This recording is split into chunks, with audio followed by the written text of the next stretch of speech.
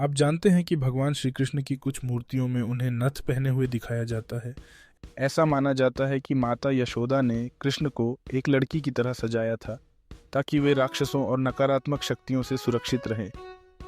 राजस्थान के नाथद्वारा में श्रीनाथ जी की मूर्ति में श्री कृष्ण को नथ पहने हुए देखा जा सकता है। लेकिन क्या आप जानते हैं कि श्री कृष्ण से जुड़ी और भी कई रहस्यमयी और दिलचस्प बातें हैं। श्री कृष्ण की 108 पत्नियां थीं, लेकिन उनमें से सिर्फ 8 उनकी प्रमुख रानियां थीं। जी हाँ, जबकि हम सभी रुक्मिणी और सत्यभामा के बारे में जानते हैं, बाकी 16 स्त्रियों को नरकासुर नामक असुर ने बंदी बना लिया था।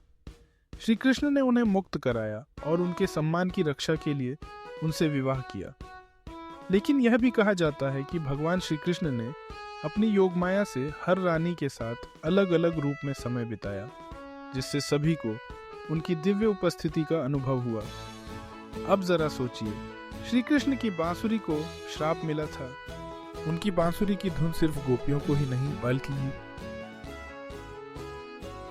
बल्कि पशु पक्षियों और समस्त प्रकृति को भी मोहित कर देती थी।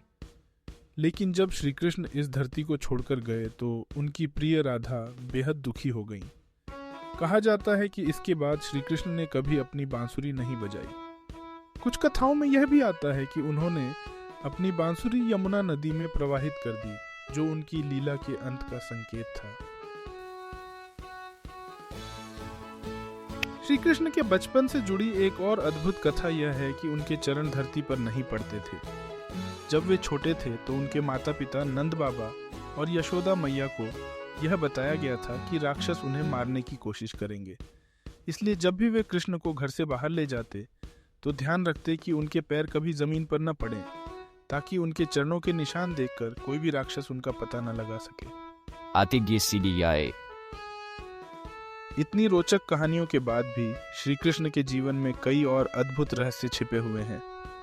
अगर आपको ऐसे ही और दिलचस्प तथ्य जानने हैं तो हमारे चैनल को लाइक, शेयर और सब्सक्राइब जरूर करें। जय श्री कृष्ण।